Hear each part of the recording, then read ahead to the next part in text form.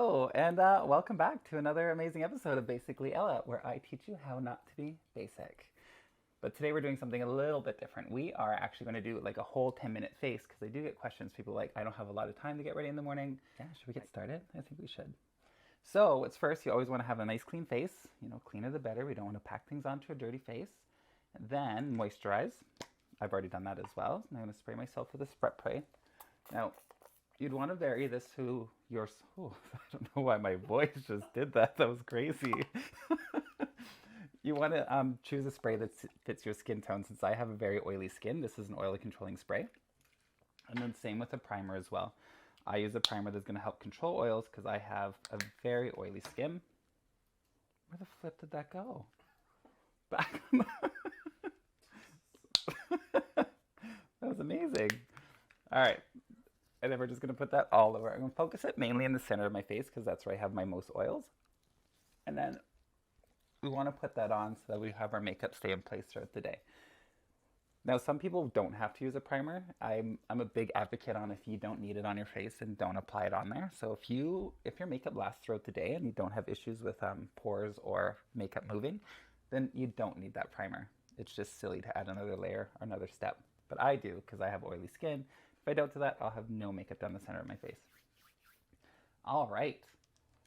Now, concealer. I have very dark eyes. As you can see, this is probably the best you've ever seen me. I'm stunning. I'm gorgeous. I'm giving you like angry lesbian aunt. Maybe not lesbian. Sorry, ladies. Angry aunt. And we're just going to put that under the eye. Can we see that? Yeah, you can see that. Adds nice brightness. And I'm going to put a little bit here too because I do have my lovely little blemishes there. I have a little red mark on my face. My cat decided to like fucking just attack me the other day. Sorry, not attack. My cat was trying to eat a bag of chips and I picked it up because the chip bag was stuck on his head and he freaked out, so he scratched me. Oh, and then we're gonna use a nice damp beauty blender. You want to make sure it's damp so you don't absorb any of the makeup in the skin. You're just softly blending it out. You know, someone asked me why I was doing these little individual makeup shows and not doing something that's going to do the whole face. And then I thought about it. I remember when I first went into a makeup store and things were just very, it was overwhelming when you're new to makeup and you go into a place and there's just so much to do. All right, before we keep going, we're going to pat ourselves. But there's just so much to learn and it can be overwhelming. So I always told people while I was teaching makeup, it's always good to break it down into steps because if you look at the whole picture and you don't know makeup, then it can be just so overwhelming, like I said, for lack of another better word. So if you break it into smaller steps, it makes it more manageable. So you're like, oh, good, I can do these little things. So that was my goal. Small little steps. And plus, Dustin wanted smaller episodes. So I was like, all right, we could do this. It works out. All right, so powdered under my eye to set all that stuff. And then I'm going to use my face powder. And then we're just going to pat that everywhere. Where I put the bronzer or concealer, I'm just going to push into the place. And then the rest of it, I can swipe because I don't have to worry about my makeup moving around. Hi. This is the one with the chip bag in his face. Do you guys see him? Hi, little bye. All right, you gotta go down. Bye-bye. Little bugger. And the reason why I'm choosing to use a powder, because it's quick, it's nice, it just evens out the skin tone. Oh, crap, I forgot to do something. No wonder why my hair is in my way. Like, what is this? I know my own steps. I know how to get ready. Apparently, I just don't know how to simplify it. Hi, are you just really determined to like play today? Can you see him? Oh no, you can't see him. He's on my lap. Just putting on, and what's nice about a foundation powder, you want to use a foundation powder, not a setting powder, is that you can build it to your desired depth where you want it. And since I do want just a hint more coverage around my stubble area, just a hint, not too much. If you already have a beard, I would not put too much powder there because it can adhere to the hair and look very, very heavy. And don't forget to bring it down the neck. We don't need to have those 90s girls where they just had that awesome line.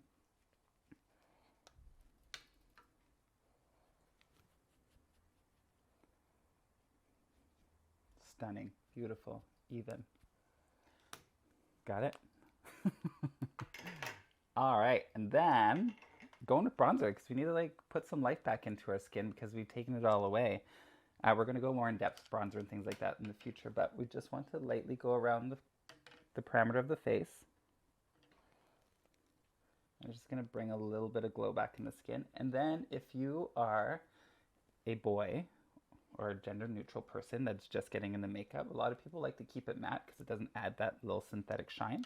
So you can do that. Looks a little more natural too if you're just going to be like just someone that just wants to bridge into makeup.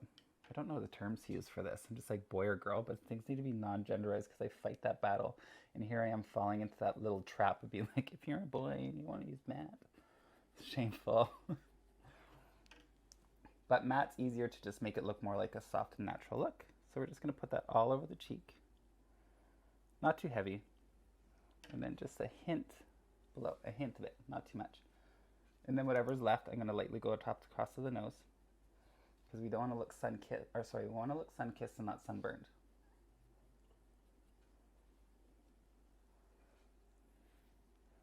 Oh, look at that. Just staring at myself in the mirror. You can see the life coming back in my skin. I look hauntingly dead when we started. Could be myself. You know, this is actually very perfect today. I might have had one too many glasses of wine last night. So this is like, it's bringing me to life.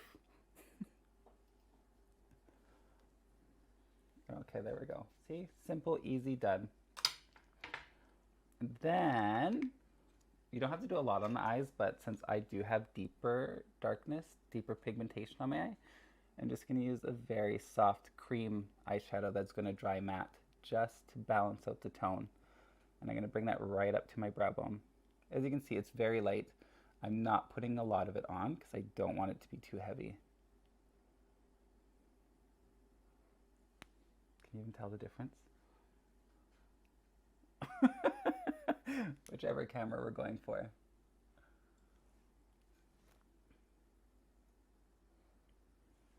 There we go. So yeah, you can see it. It's brightening up. Things are looking more full of life.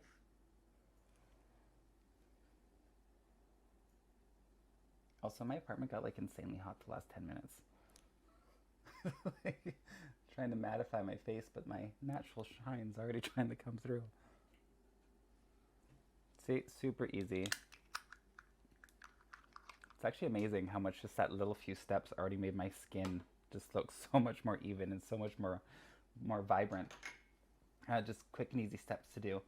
And then, since we got all that, I did my eyebrows beforehand because not many people don't have eyebrows. But if you already, or sorry, I have only little stubs. So to free up time, most people already have a full brow. So we're just going to pretend that this is natural. So just take your brow pencil, lightly fill in where you already have your natural brow line, and then you're going to be good to go. And then, because brow gel, because I don't know if you're like me or not, but I have like hairs that do not like to stay in place.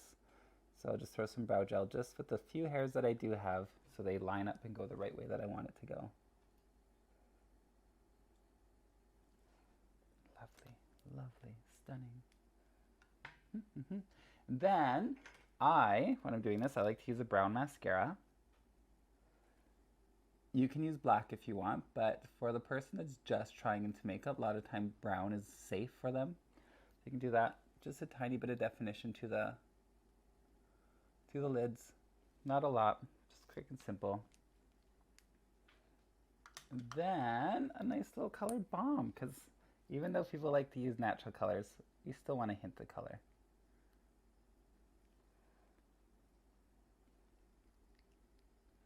Now this would be my normal basic get out the door, easy done makeup, and I'd be essentially good to go. But since we're teaching you how not to be basic, we're gonna amp it up a tiny bit more because as much as this is nice and it's good to go and it's done easy, you can head out the door, you're gonna look revived, life is gonna be great. But we wanna do a little bit more here. And my cat says he wants to too because he keeps bugging me. He's like, do more, right? All right, we're gonna put you back down. Okay, so I like a little bit of sheen on my cheeks. That's one thing I love. So I'm going to use my little bronzer here that has a nice little glow to it. And I'm going to reapply that lightly just on the apples of my cheek. just to add like a different tonation to it because I already have that bronzer on. I just want to put that really soft, subtle glow within. Oh, it looks like super pink in this camera. But it looks lovely. I'm fine. I'm also a blush person. Sometimes I go a little bit too heavy with it, but that's fine. And I'm just going to put a tiny bit. Beautiful. And then a liquid liner. But I'm going to use a brown liquid liner this time. And then I'm going to go right in.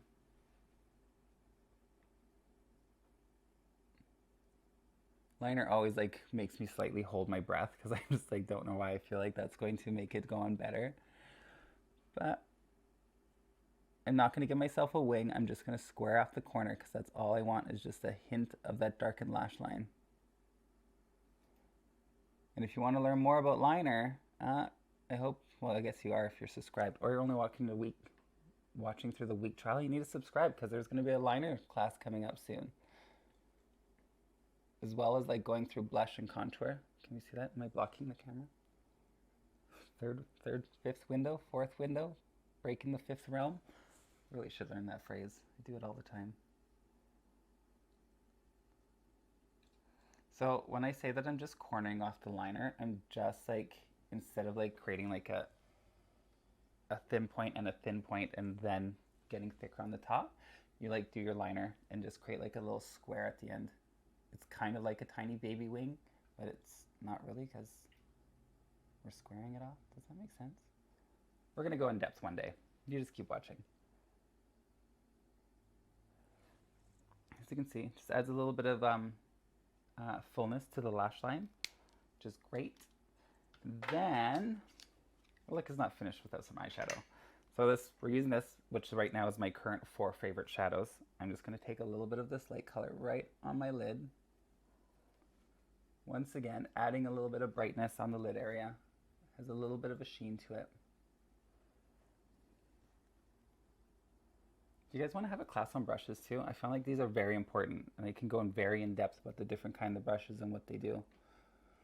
Put in the comments if there's any things that you specifically want to learn and we can go over it. I think brushes should be one of them. Then a nice fluffy brush, I'm going to take this color and then I'm just going to put that right in the crease. Now, if you're like me and you have a hooded lid, we're going to put it where it looks like there's a crease there, and then we're going to look straight ahead. It's gone. We have all this real estate here, but then it disappears with our shadow. So my best bet is you just look straight in the mirror. You can see where your crease is, and then just pull in from there.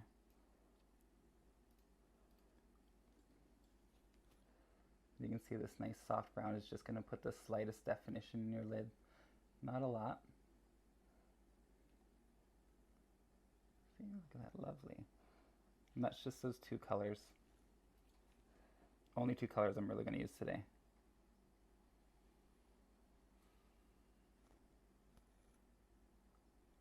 Beautiful. Go back to that other small brush with your light color, and we're going to slightly put that in the brow bone.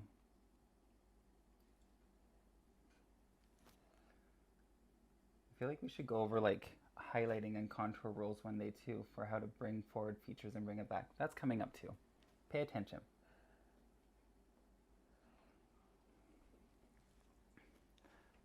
There we go. And since we just had brown mascara on, we're actually going to go put on the darker mascara. For one, I have dark hair, so it makes a little more sense. I do use that brown mascara now and then if I'm going for a very subtle look. But now that we amped it up a tiny little bit.